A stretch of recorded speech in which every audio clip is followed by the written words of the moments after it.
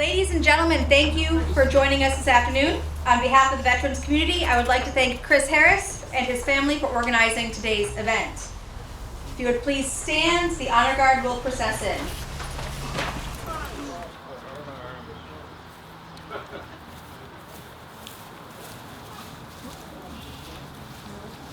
Arm, pull.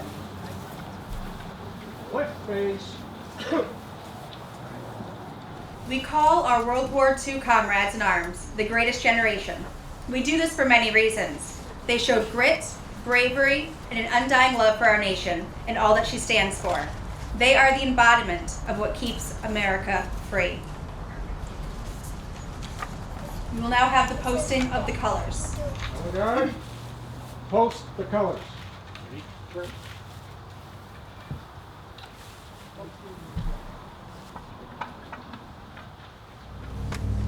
Today's colors were posted by VFW Hail Clap Post 3295 Honor Guard under the direction of United States Air Force veteran Jim Ross. Our national anthem will be performed by a cadre of Frontier Regional High School and band members under the direction of Max Sherrill, and the Pledge of Allegiance will be led by 7-year-old Violet Lavoie, who was fittingly born on June 6th. In a few moments, our invocation will be delivered by Father John Reardon of the Holy Family Parish. Present hearts.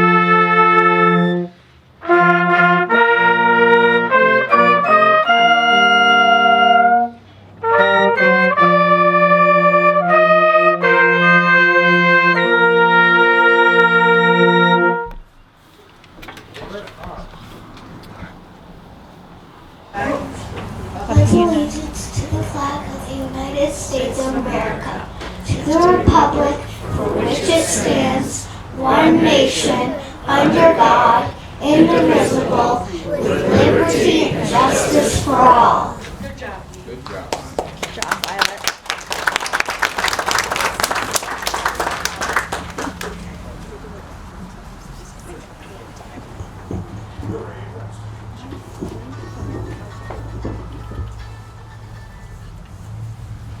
We bow our heads in thanksgiving to Almighty God.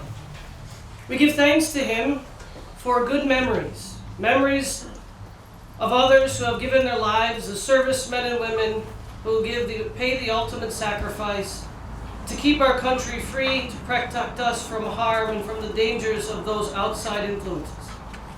We thank God this day for those who were willing to go into battle. We thank Him for their bravery. We thank them for their courage. Many of whom 17, 18, 19 years old, kids who expected to give themselves over to something greater than themselves. So that's what really we honor here today. Something bigger than ourselves. We give thanks to Him for all those who today continue to sacrifice their lives for us, to keep us free, to protect us from all harm. We give thanks to you, God. We ask your blessings. Blessings upon those who continue to serve. And may you always remember the sacrifices of those who have gone before. And do not overlook their sacrifices, but bless them with eternal happiness and peace. Amen.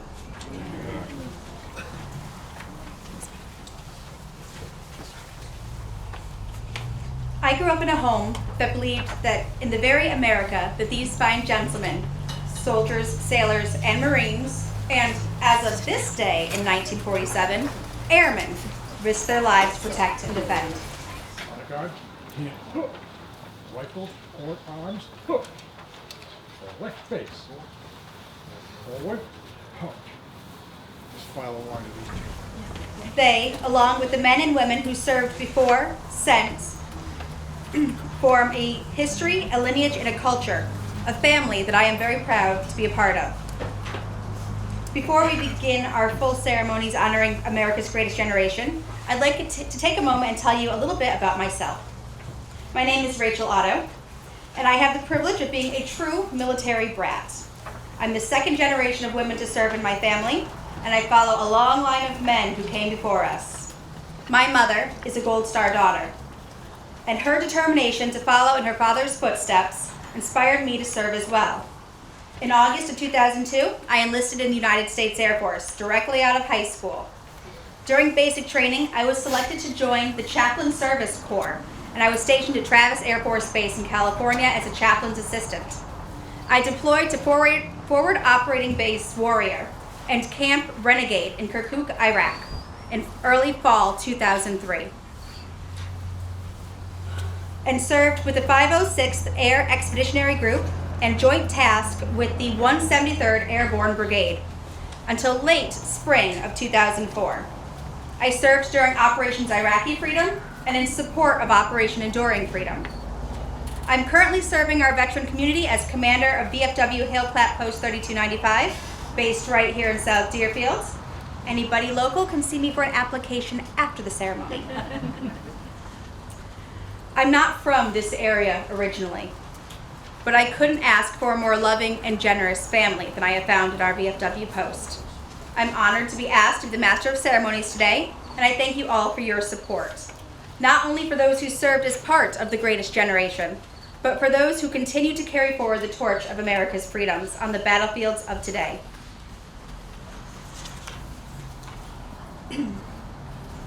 It is wonderful to see such a turnout to commemorate the World War II and to commemorate World War II, the defining global event of the 20th century. I'm honored to introduce some important guests, starting with a few World War II veterans sitting here in the front row. When I announce you, if you'd like to just raise your hand, or you can stand, whichever you're more comfortable with. First, I would like to introduce Ship Serviceman 3rd Class, George Dempsey. George served in the United States Navy, and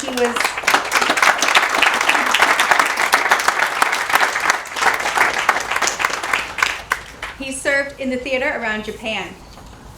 We also have Bob Messer, pharmacist mate 1st Class, and he served in World War II, part of the Pacific Theater aboard the USS Hubbard.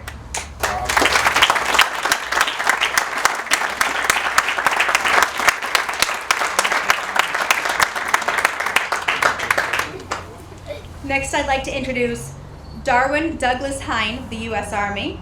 He served as a paratrooper with the 503rd Parachute Infantry Regiment. He landed in New Guinea in 1943 and jumped into Dutch New Guinea in 1944, and there's more folks. And Coriander in 1945. Corporal Hine had the honor of meeting General McCarthy in the Philippines.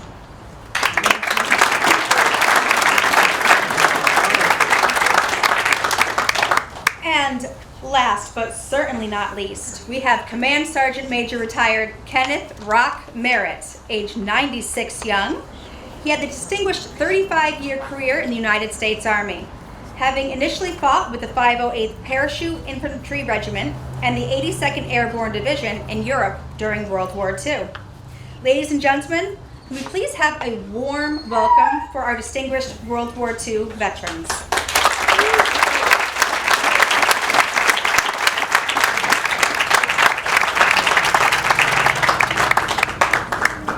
We would also like to recognize the many veterans in various service branches from the subsequent eras and any active duty in attendance.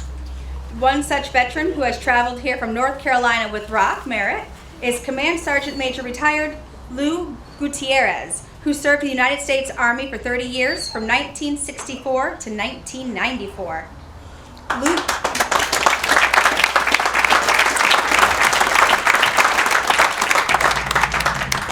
became airborne qualified and then went into the Army's Special Forces. That included two combat jumps into Vietnam. He also served in the elite Golden Knights, which is the U.S. Army's parachute team. And between military training and civilian skydiving, he has jumped from aircraft over 4,600 times.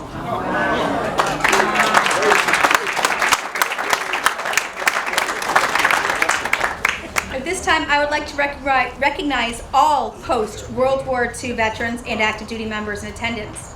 Please stand and be recognized.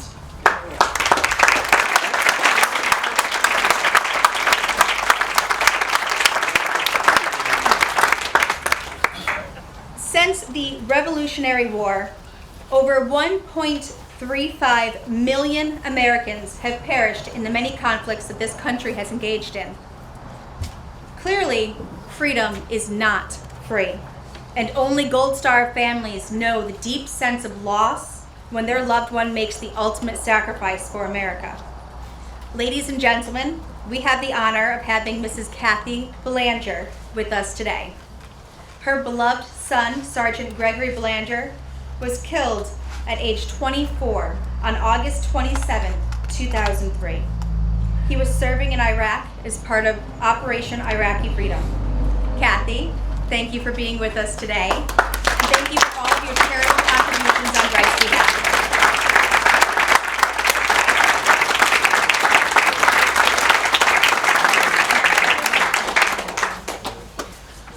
We are also pleased to have two members of the Town of Deerfield Select Board with us, Chair Trevor McDonald and Carolyn Shores-Ness.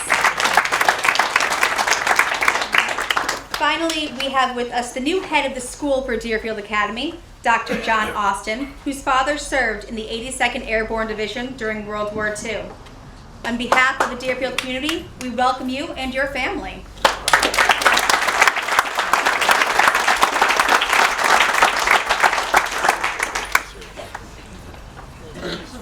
At this time, I would like to take a moment and introduce the man that made this entire event possible today. Chris Harris is treasurer and a board member of the nonprofit called Family and Friends of the 508th Parachute Infantry Regiment Association. That's a mouthful.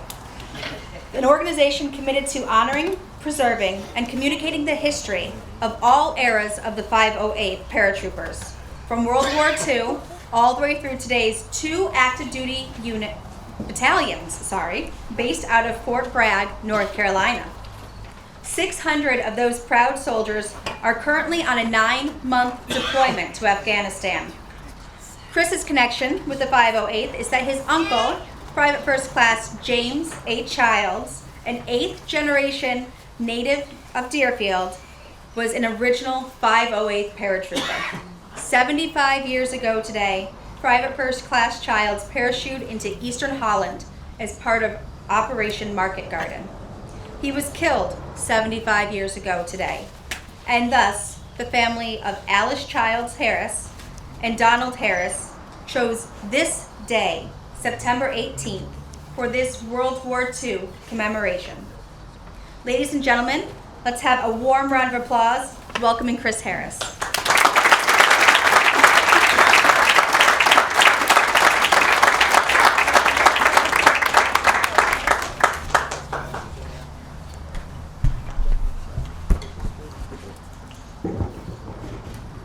Thank you, Rachel, and thank you everyone for joining us today.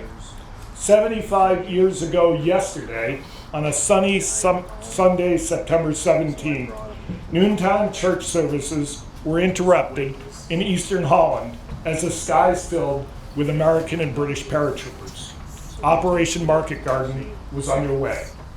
Buoyed by the breakout from Normandy and liberation of Paris in August 1944, and the liberation of Antwerp in early September, Allied commanders launched a bold airborne, market, and land garden offensive aimed at ending World War II in Europe quickly before Christmas 1944.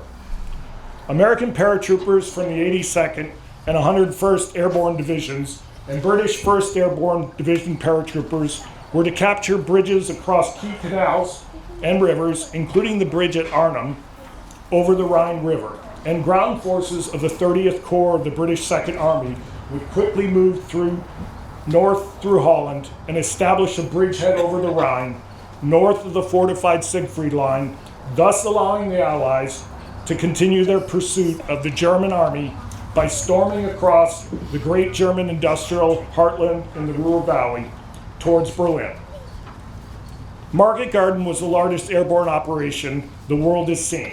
Over 20,000 troops landed by parachute, with another 14,500 landing in glider planes. Incredibly, over 1,700 vehicles, 260 artillery pieces, and over 3,300 tons of ammunition were landed. But there were delays in capturing the bridge at Nijmegen, in building a Bailey Bridge in place of a blown bridge further to the south, such that the ground advance was halted for several tens of hours. Meanwhile, the British paratroopers faced strong German resistance to the north, and the hours of delay allowed the Germans to counterattack. The Battle of Arnhem raged for several days. Allied Polish reinforcement paratroopers unfortunately ended up jumping into German-held areas.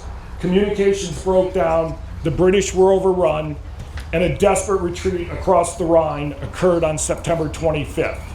Arnhem was a bridge too far. The title of Cornelius Ryan's 1974 book on Operation Market Garden, and the basis for the 1977 epic war film of the same name directed by Richard Attenborough. Despite liberating key Dutch cities such as Eindhoven and Nijmegen, Operation Market Garden failed. The Allies never gained a foothold over the Rhine, and the war did not end before Christmas 1944.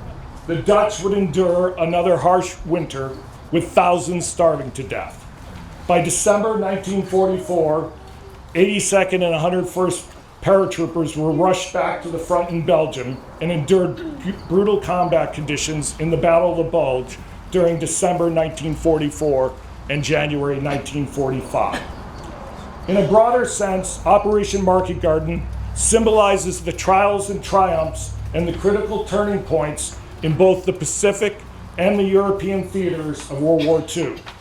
Today, we commemorate that great and truly global struggle that directly involved 100 million people across 30 countries, in which the Allied powers, led by the United States, Great Britain, the Soviet Union, and China, defeated the Axis powers of Germany, Japan, and Italy. From the low points of that December 7th, 1941 date that will live in infamy, when the United States Pacific Fleet was attacked at Pearl Harbor, and then the American surrender on the Bataan Peninsula in the Philippines, and the gruesome Bataan Death March in April 1942, America and its allies fought back island by island in the Pacific War. The Battle of Midway in early June 1942 dealt a serious blow to Japanese naval and air power, effectively eliminating the immediate threat to the U.S. homeland. The Americans prevailed in the 6-month Battle of Guadalcanal during late 1942 and early 1943, keeping a vital supply route open between the United States and Australia. While the Battle of Normandy was raging in France, Americans rendered the Japanese Air Force effectively beyond repair in the Battle of the Philippine Sea during the 3rd week of June 1944. In arguably the largest naval battle in world history, the Battle of Leyte Gulf, off the Philippine islands of Leyte, Luzon, and Sama, the Japanese Imperial Fleet was decimated. We recall the iconic flag-raising photo during the Battle of Iwo Jima that lasted over a month during February and March of 1945, a battle that perhaps symbolizes the entire Pacific conflict. 21,000 of 22,000 Japanese defenders were killed, and Americans suffered 6,800 killed in action and another 20,000 wounded. But it was the 3-month Battle of Okinawa in April to June 1945 that had major influence on the U.S. decision to drop atomic bombs on Hiroshima and Nagasaki, as it foreshadowed how any invasion of Japan would claim untold casualties on both sides. In one of the bloodiest battles of the Pacific War, the U.S. suffered 50,000 casualties, including 12,500 deaths on Okinawa. The Japanese Imperial Army lost 100,000 of 110,000 men, and an estimated 100,000 civilians were killed. In the European theater, the British Royal Air Force took to the skies in Hurricanes and Spitfires during July to October 1940 to prevail in the Battle of Britain and prevent Hitler from invading and occupying England. Pending Allied readiness for the world's largest amphibious landing on the shores of France, Americans and British focused first on North Africa and Italy to gain control of the Mediterranean Sea and divert German forces from the Eastern Front war on the Soviet Union. In November 1942, American paratroopers made their first combat jump of World War II as part of Operation Torch, the invasion of North Africa.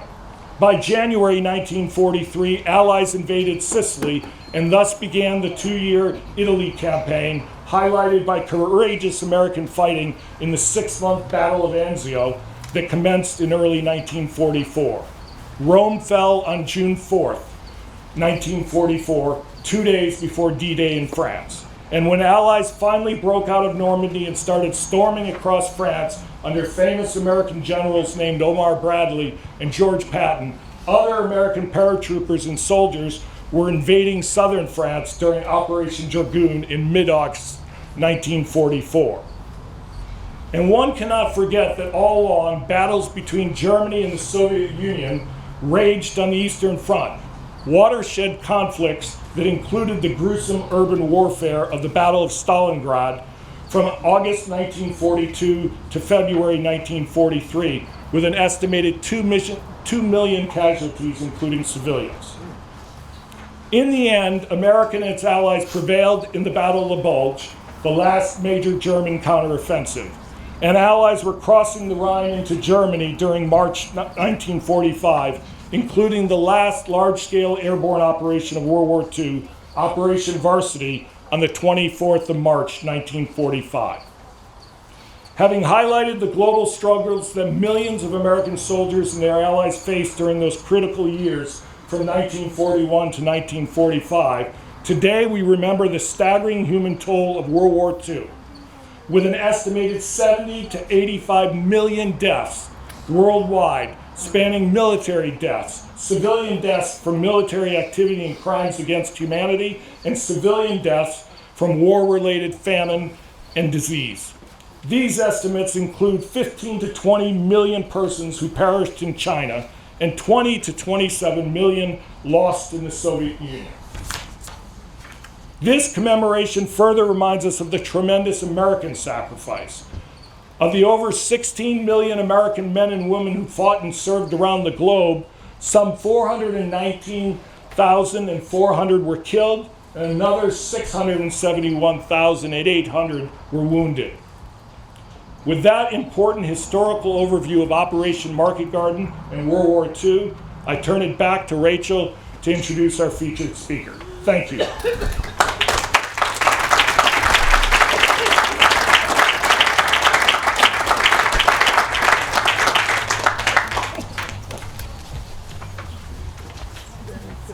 Even with the heels on, I'm still short. Thank you, Chris. I now have the distinct pleasure of introducing our featured speaker, Command Sergeant Major retired Kenneth Rock Merritt.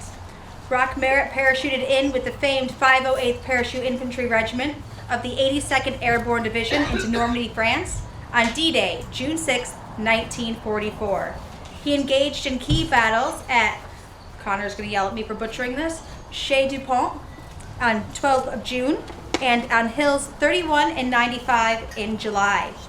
Rock earned the Silver Star for gallantry in action on Hill 31 after clawing towards a German machine gun nest in the darkness of night and knocking it out with hand grenades.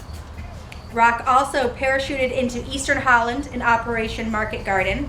Later, he fought in the brutal Battle of the Bulge during December 1944 to January 1945.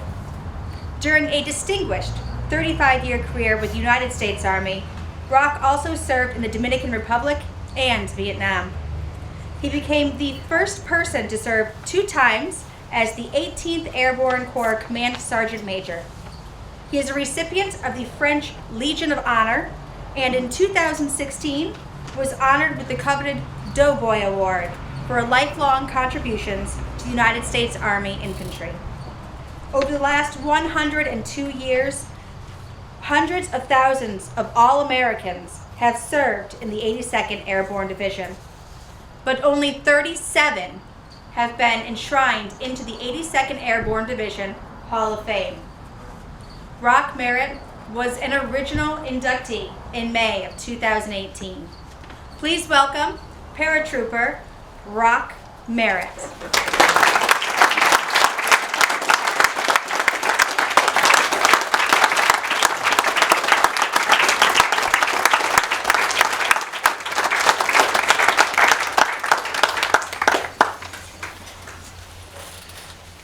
Good afternoon, ladies and gentlemen. Before I start, I'm sitting here next to Mr. Hines here.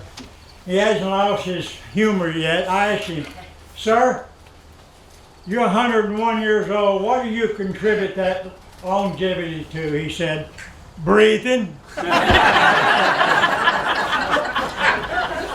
here this afternoon to honor PFC James Charles from Company C, 508 Paratrooper Infantry Regiment, who gave his life fighting for his country 75 years ago today.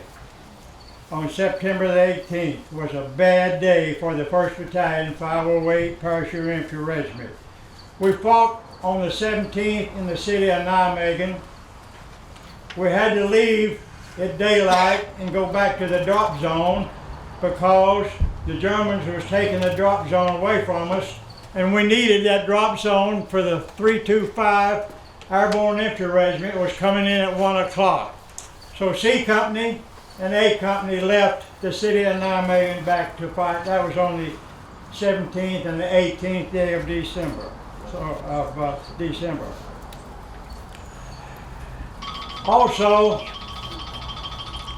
the first day of September of this year was the start of World War II. That was 80 years ago.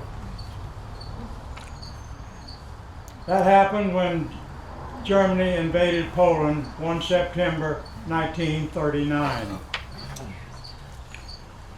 On December the 7th, 1941, Japan made the biggest mistake of their life. They invaded Pearl Harbor. On December the 8th, the next day, they declared war on Japan. You had to be there to see what happened next. The day they declared war on Japan, the whole 48 states of the United States of America seemed like they wanted to join the armed forces. Men and women 65 and 75 years old tried to get into the armed forces. How did I know that? I was there. I was trying to get in also. Our recruiting stations back in 1941 was not prepared to take such a rush. You go down to enlist and the recruiting stations, you'd find 3 lines all the way around the buildings trying to get in.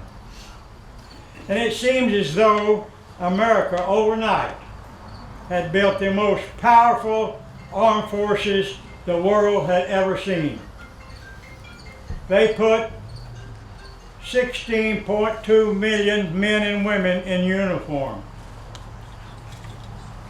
Today, 15.3 million of those brave 16.2 have passed on, leaving us with less than 1 million.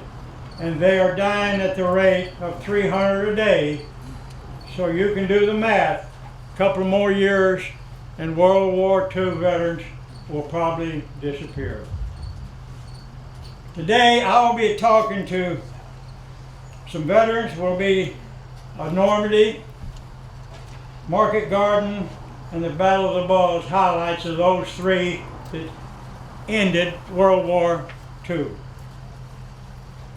I got involved in the destruction of the Third Reich of less than 2 hours. I was one of the 2,051 officers and men of the 508th Parachute Infantry Regiment on our way to Normandy, France for our first combat jump.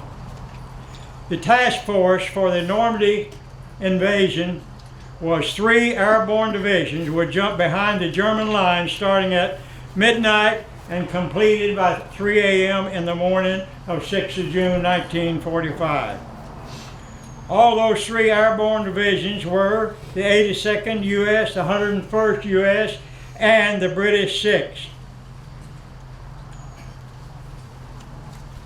At 6 a.m., 6 divisions would hit the beaches of Normandy. It should be noted here that of the 9 divisions hitting the invasion of Normandy, 6 of them belong to America. There's nothing new here. As you and I know, we always seem to carry the heavy load. I will give you an overview of these 3 campaigns that ended the war in Europe. Beginning with Normandy, number 1, number 2, Operation Market Garden, and number 3, the Battle of the Bulge. I've already mentioned the Allied task force that would attack Normandy. The German defense, Hitler insisted that we would attack at Calais, France.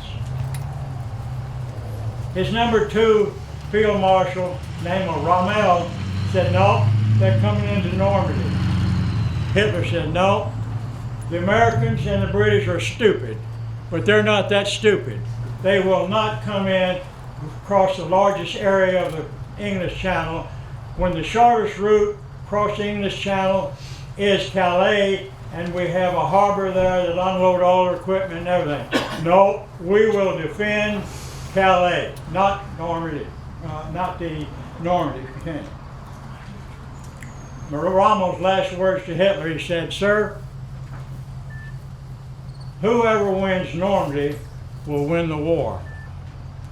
Well, you know, we won Normandy and we won the war. But the terrible cost for Normandy was outrageous. The Normandy campaign lasted 75 days. The Americans and the British, our allied, we lost 39,000 killed and 250,000 wounded. The Germans. This is unbelievable, but it's right out of the archives in the Pentagon. Germany lost 250,000 killed to our 39. I don't know what that tells you. Whether we were a better shot, better manager, or what, but that's kind of unbelievable. And they lost 450 either killed, captured, or was wounded. My 508 Parachute Infantry came out of Normandy the 14th of July with 882 officers and men. I told you at the beginning we went in with 2,152. That meant that we left in the streets of Normandy 1,162 people either killed, wounded, or were taken prisoner of war.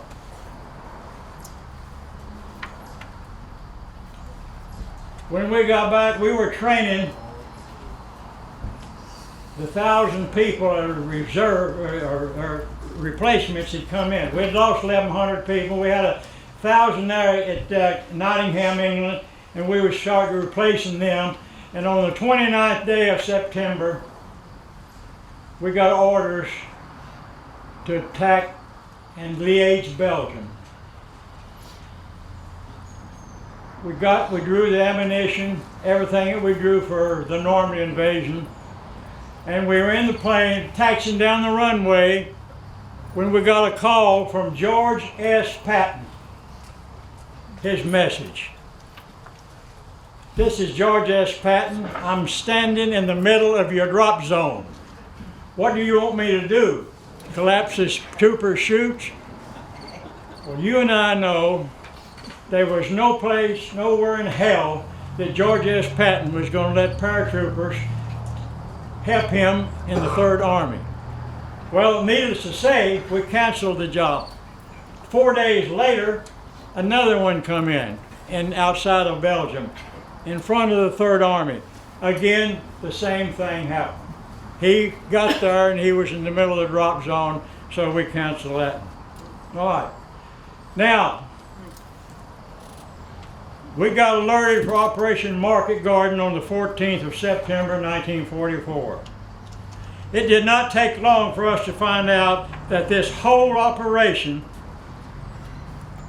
of Market Garden was a British operation, and that the Airborne Corps that consisted of the 82nd, the 101st, and the British 1st Airborne Division would be commanded by the British.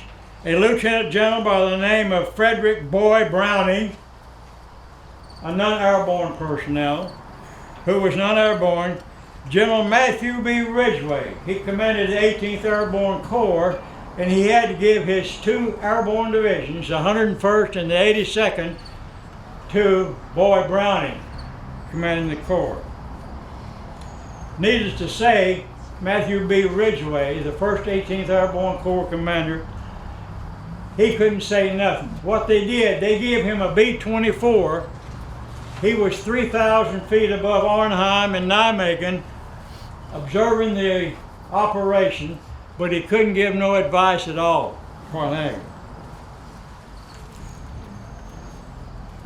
Before I say anything else about Market Garden, I want to say that the 82nd Airborne Division and the 101st Airborne should not be included in the British failure of Market Garden, because the 2 American divisions completed every mission they were given.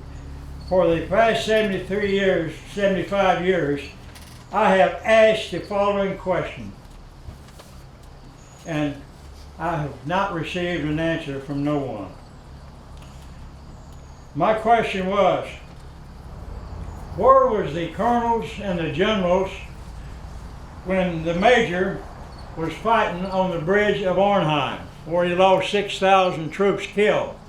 Where was it? Out of the 1st Airborne Army, Airborne Division of England, where was those colonels and generals?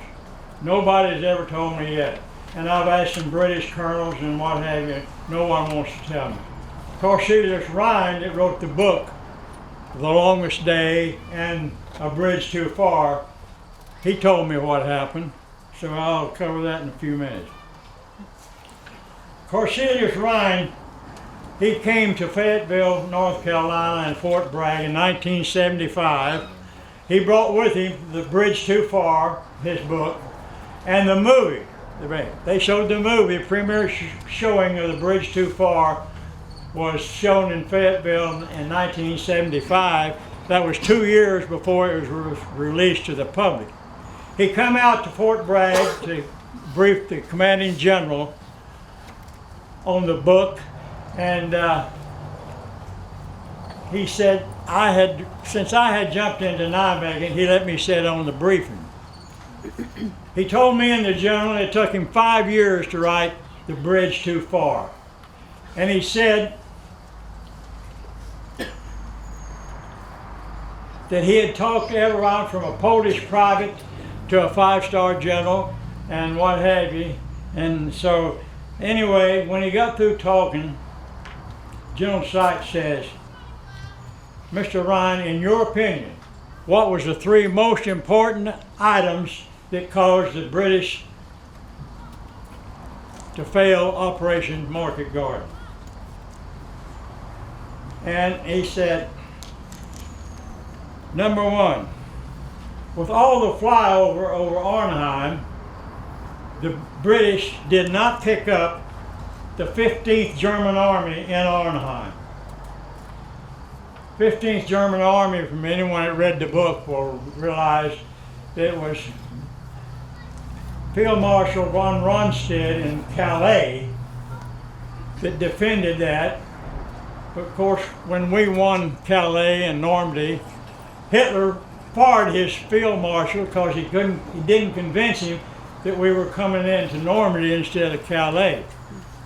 1st of September, he hired him back, and he was in Arnhem organizing the 15th German Army in September the 16th through 17th when the British was flying over, and they didn't pick it up. That's number one. Number two, he said they had the wrong commander. Only one commander was qualified to handle that Operation Market Garden, and that was Matthew B. Ridgway, that commanded the 18th Airborne Corps, but was not involved in none of it.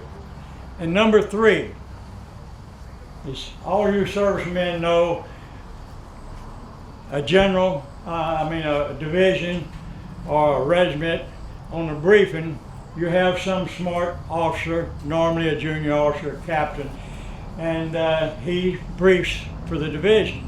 The 82nd had a young captain, and he was the last briefer. And when he got through briefing, Montgomery would say, "Captain, what about that bridge at Arnhem?" He'd always say, the captain would, to Field Marshal Montgomery, "Sir, that bridge is too far."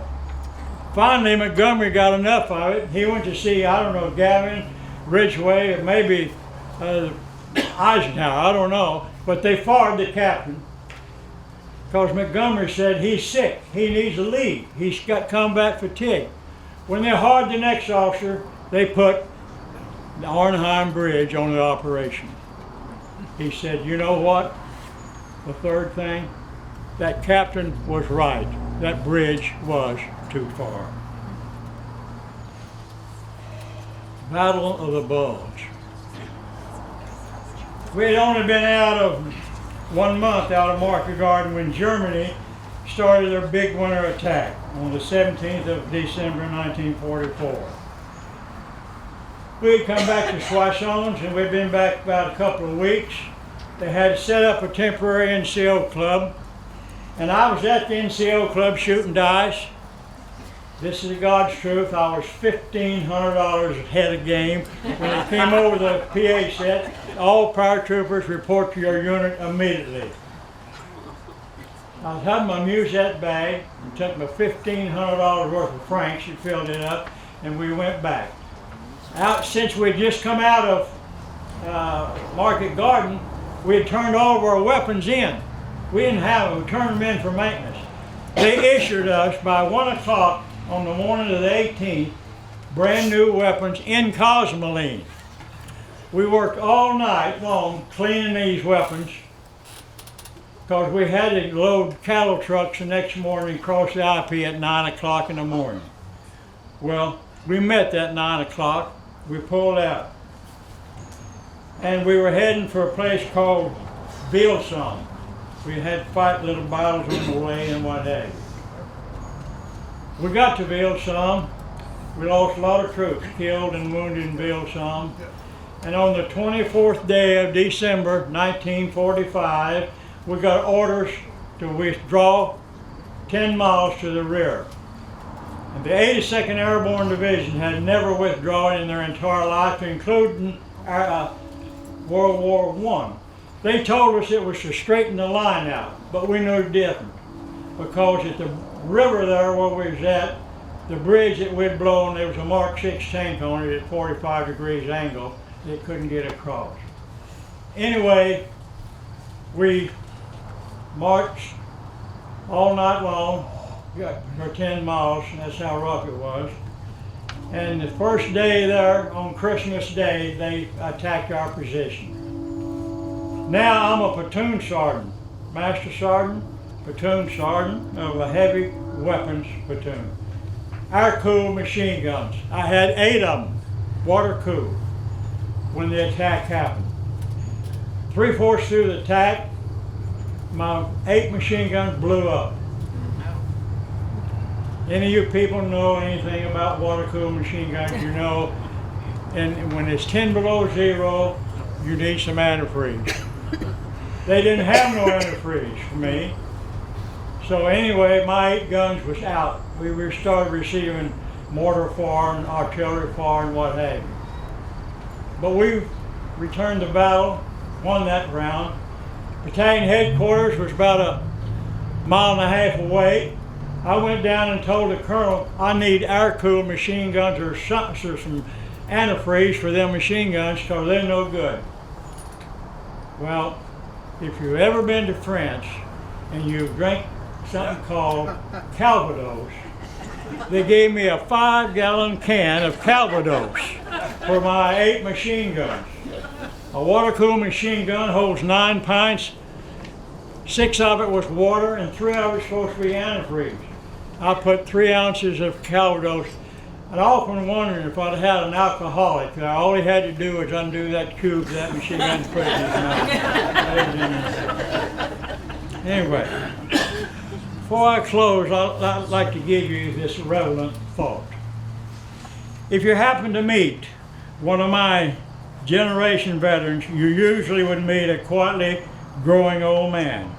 He probably has lots of gray hair or no hair at all.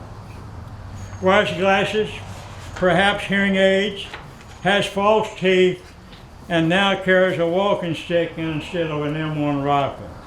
What you don't see or hear are his memories.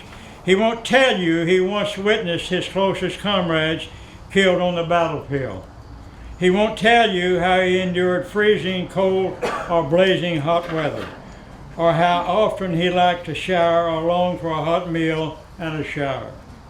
He won't tell you about the times he was terrified and just plain scared to death, or that he had countless dull, boring hours just waiting, lonely times, and dreaming of home. Many old soldiers will tell you that combat is 99% boredom and 1% fright. This is a statement I like to say because I think it's accurate and I love it. It was a little over 150 years ago that one of our great leaders of all time said, and let me quote, "We will never be defeated by the outside unless we flounder our freedom within." And I think all of you know that great leader was our 16th President of the United States, Abraham Lincoln. And I think that statement is prevalent today as it was 150 years ago today. Today, I'm honored to be here, honoring our gentleman that I jumped into Operation Market Garden with and his family. God bless you, and may God be the glory this day. Thank you.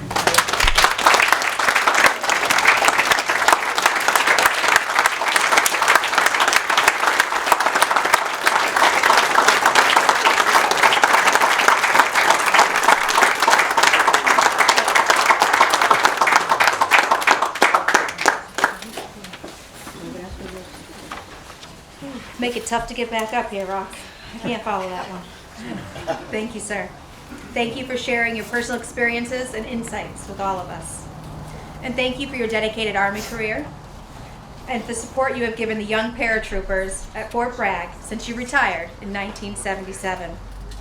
This commemoration would not be complete without a special recognition of those missing in action, many as prisoners of war and some as killed in action.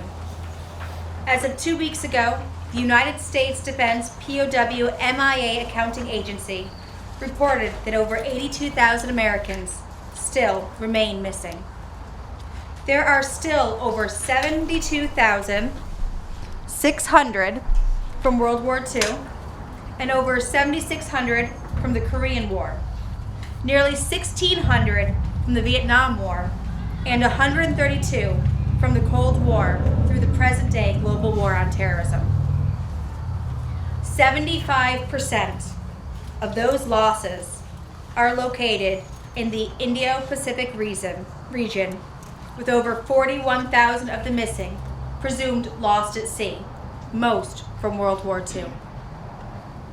Just in the town of Deerfield, a town with a population of 2,684 in the year of 1940, 15 soldiers were killed in action during World War II.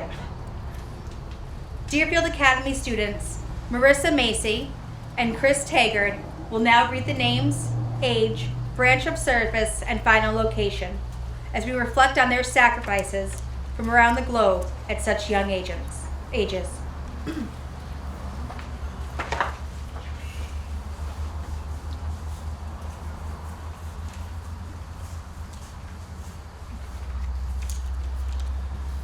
Private Stanford I. Gabo, United States Army, killed November 19th, 1942, age 23, on the Guadalcanal of Solomon Islands in the South Pacific.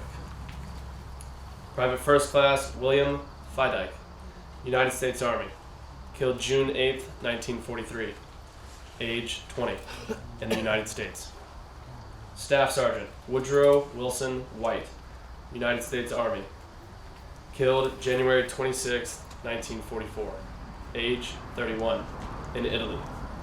Seaman Second Class William Carl Muller, United States Navy, killed April 28, 1944, age 18, in the English Channel. Private First Class Stanley W. Tykazike, United States Army, killed June 8, 1944, age 23, in France. Private First Class James A. Childs, United States Army, killed September 18, 1944, age 31, in Holland. Staff Sergeant Charles J. Yastrzemski, United States Army, killed November 8, 1944, age 26, in France. First Sergeant Frank Nomayetsky, United States Army, killed November 13, 1944, age 28, in Holland. First Lieutenant Alan J. Johnson, United States Air Corps, killed November 24th, 1944, age 24, in Germany. Second Lieutenant Thomas W. Johnson, United States Air Corps, killed November 29th, 1944, age 25, in Germany. Seaman Second Class John W. Brunkhorn, United States Navy, killed December 3rd, 1944, age 19, in the Philippines. Sergeant Benny B. Marchkitis, United States Army, killed January 1st, 1945, age 25, in Belgium. Private James S. Campbell, United States Army, killed January 10th, 1945, age 19, in Belgium. Private First Class Walter Brzezowski, United States Marine Corps, killed March 19th, 1945, age 19, in Japan.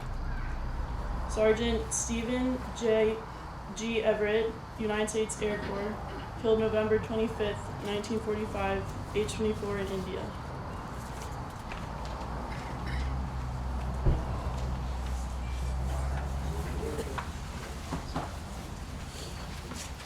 Please rise, and we will honor our killed in action and missing in action. Present arms.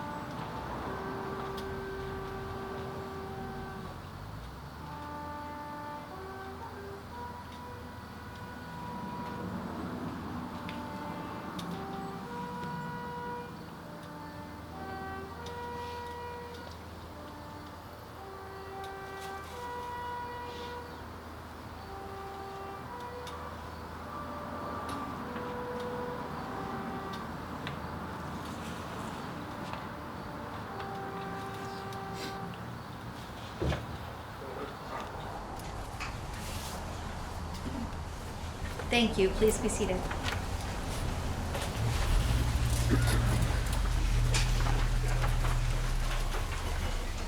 Rock will now be joined by Air Force Major retired James Childs Harris, another FU of Private First Class James A. Childs, who was named in honor of his uncle. As Rock and JC travel over to the street sign long ago named for the Childs family and renamed in 2014 for Private First Class James A. Childs, Chris Harris will talk about the legacy of World War II 508th paratroopers, such as Rock and James.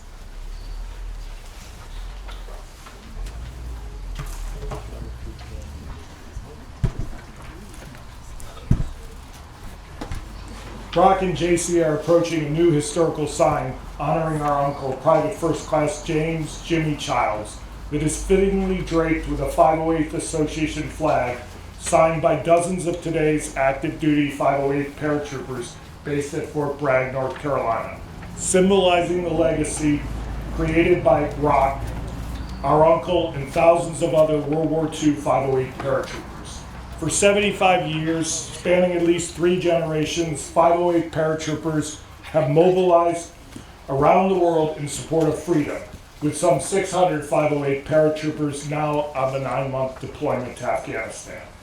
From the hedgerows of Normandy to the sugar beet fields and forests of eastern Holland, to the treacherous snows of the Battle of the Bulge, to the Texas prairies of Operation Longhorn Korea-era training, to the streets of Santo Domingo, to the jungles of Vietnam, to the beach sands of Grenada, to the burning neighborhoods of Panama City, to European NATO shows of force, to the deserts of Iraq, and to the mountains of Afghanistan, the 508 has been front and center.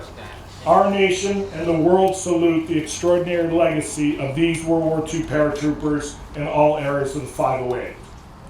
This unveiling further reminds us of the legacies that 16 million World War II veterans established, spanning all branches of our armed forces and so many storied American military units. Legacies of service and sacrifice that have been passed to successive generations of veterans who answered the call to duty, many of them who are here with us today. This unveiling is a gesture of gratitude to all those who have served and sacrificed. With that important message being said, Rock and JC, please unveil the honorary sign.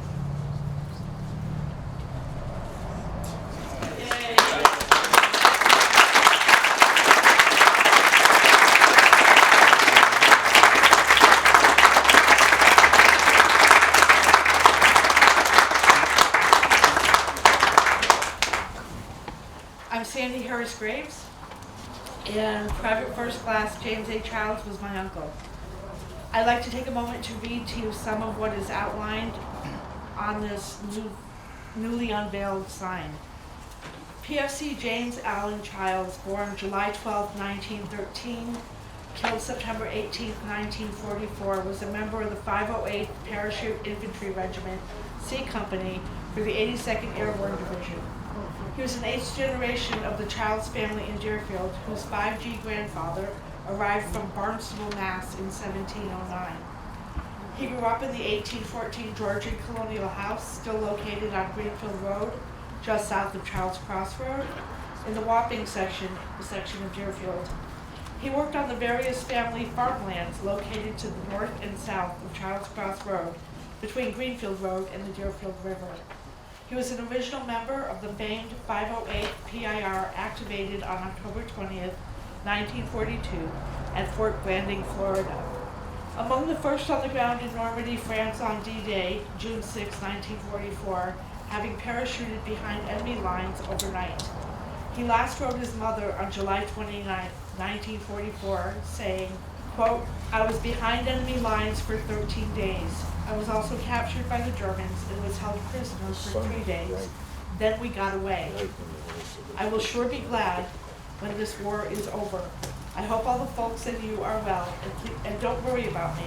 I'll get back there someday, I'm sure. Lots of love, Jim." But he parachuted into eastern Holland on September 17, 1944 in Operation Market Garden, of Gold Airborne Market and land garden offensive aimed at ending World War II quickly before Christmas of 1944. He was killed by sniper fire midday on day 2, September 18th, when the 508 courageously cleared a drop zone landing zone T outside Grosby Column to allow incoming glider planes from England to land safely with more troops and supplies. Buried in the Netherlands American Cemetery and Memorial in Margraten, just east of Maastricht, in gravesite F31. The sign further goes on to include the actual Bronze Star Medal citation for PFC Child's heroic conduct in action on D-Day, June 6, 1944. Anyone who is interested can pick up a 4x6 printout of that and the full sign text under the display tent. Thank you.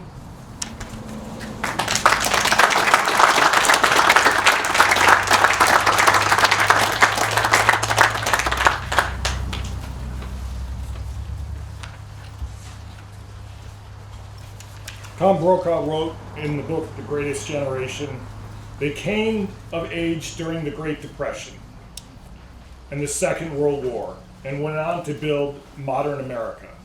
Men and women whose everyday lives of duty, honor, achievement, and courage gave us the world we have today. This commemoration is a commemoration about that greatest generation. And I'd like to think that so many of this World War II generation that I've known belong in the chapter of that book. You could easily take a chapter out and put people like my father, Donald Harris, who was a World War II veteran in the Army Signal Corps in Europe, or my mother, Alice Childs Harris, who worked in the factories, just as so many women and other men who stayed back on the home front and accomplished great things throughout that war to supply all of the armaments, all of the supplies, and to create an industrial backdrop that helped win the war and win peace and freedom. So, when you think about this generation, it's amazing in terms of what they did on the home front and all over the world fighting, but it's as much amazing what they did when they came home after the war.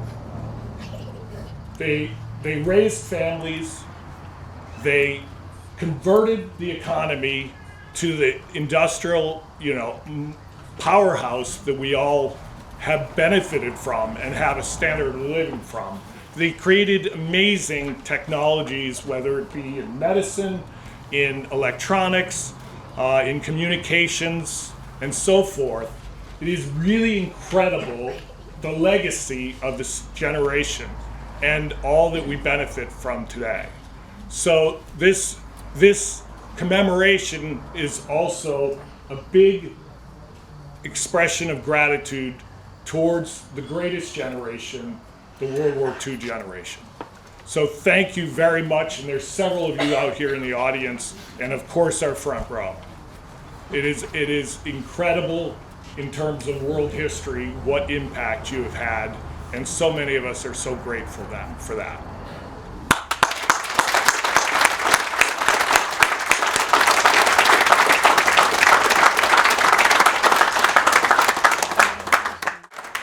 Just a quick little diversion here, because Rock mentioned how Mr. Hine has such a good sense of humor. It reminds me of what one of our other 508 veterans, paratroopers, shared with me Super Bowl weekend in Kansas. The sense of humor of the greatest generation. He showed me the cartoon. This was Warren Wilt, who turns 97 on November 5th. He said, there's this guy that goes up to 82nd Airborne Division recruiter, and he says, I want to be part of this Airborne Division, this 82nd Airborne Division. What's it like, the initial tough training? He says, the recruiter says, well, in the first week, we separate the men from the boys. He goes, yeah? And so what happens after that? Well, in the second week, we separate the men from the idiots. And so what happens in the third week? Well, in the third week, the idiots jump from an airplane.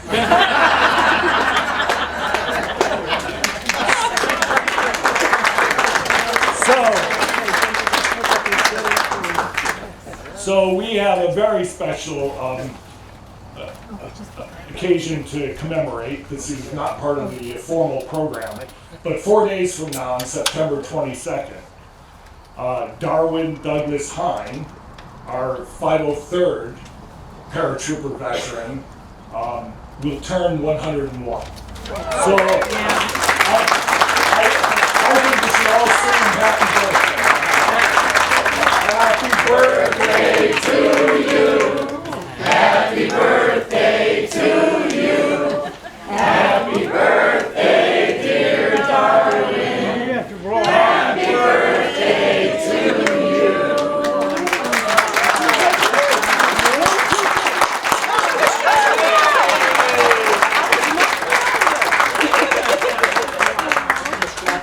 They almost said I was a bit windy. He ain't lost his sense of humor.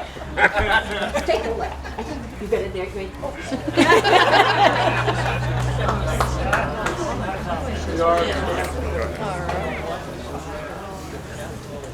Well, folks, I think Darwin would like to have an actual piece of his cake, not just a little bit of frosting. So why don't we all rise for the closing prayer, delivered by Reverend Liza Knapp of the First Church of Deerfield, followed by the retirement of the colors.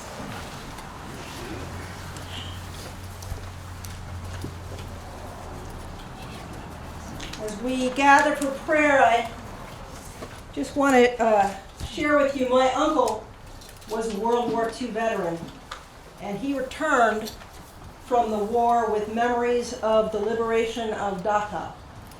And he kept those memories very close for many years, until towards the end of his life he started to share some of those stories. And I'm reminded, listening to this gathering, of the words of Elie Wiesel, who was himself a survivor of the Holocaust. He said, listening to a witness makes you a witness. And so we are today. I invite you to join me in a spirit of prayer. Great God of all creation and all nations, we know that not a sparrow falls to earth without your knowledge. And so we ask this blessing today. Bless the dead with peace everlasting, and bless the living with remembrance. May we remember those as you remember them. And remembering, may we pledge ourselves to this task of building a world where such sacrifices are no longer needed. Bless each earthly family touched by war, soldier and civilian, liberator and refugee. Watch over those whose service is not over, and those whose witness has just begun. God, we give thanks for this gathering, for the people in this room, and for the people remembered who stand invisibly by our sides. We ask that you would bless us with your peace this day and all days to come. Amen.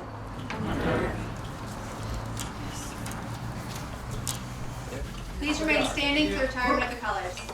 Michael's port arms. Right face. Forward, march. Column left. Huh.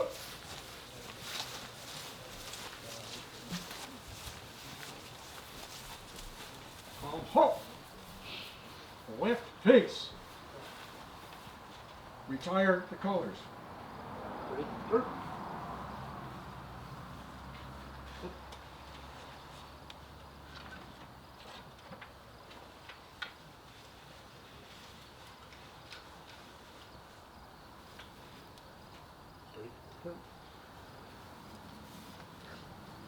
Left face, forward, march.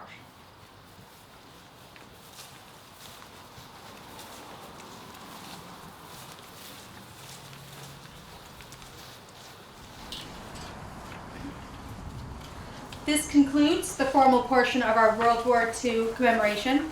All guests are invited to join us at the food and beverage tent and enjoy some complimentary hot and cold foods and a variety of beverages. Please enjoy the social hour and meet and greet opportunity with veterans.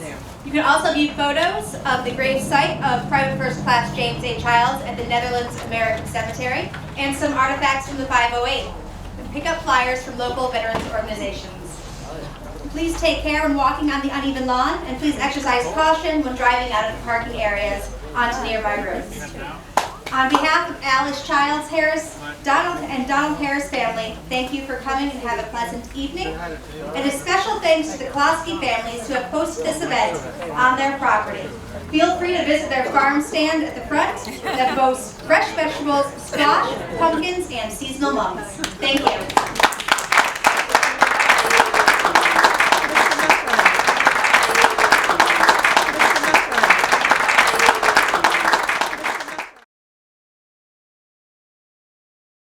So, new business.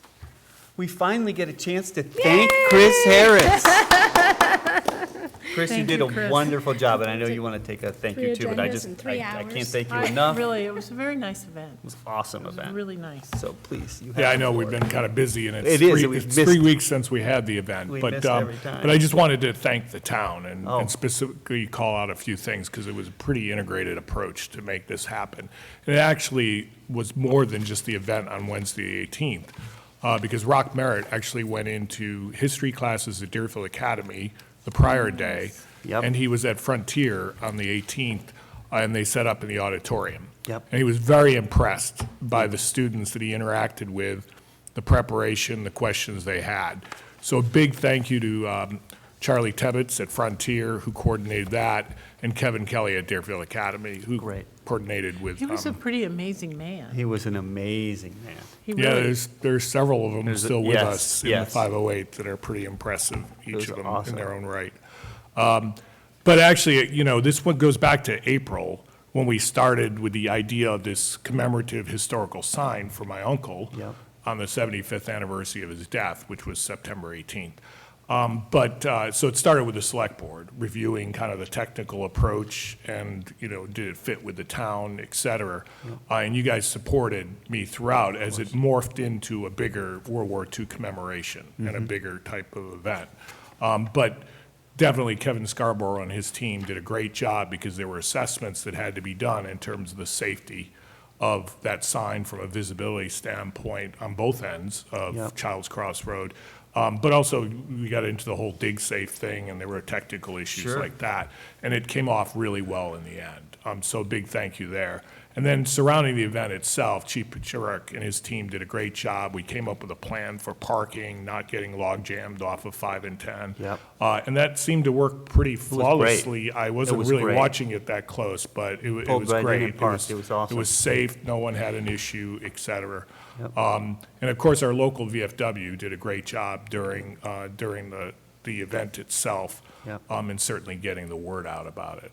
Yeah. So that was, all the way around, it was pretty impressive. And so I felt compelled to sit here publicly and thank everyone because there were a lot of moving parts, and people did a fantastic job to support my family and me and to make sure that it turned out well. And I think when we have the 1-hour video of it, there's people already expressed interest in seeing that Yeah. were not able to attend. Yeah. And so in that sense, we can have some movie hours somewhere set be up fun. at a public venue. Yeah. And so it's still a learning experience for those that missed it live. Yeah. it was really a lovely evening, though. It Yeah, was I have to beautiful. say, you did an amazing job. Your coordination and the way you worked with people and your attention to detail, and you just did a great job, Chris. It really was felt multi-generational. really- Yeah, it was. There was so many. was- Yep.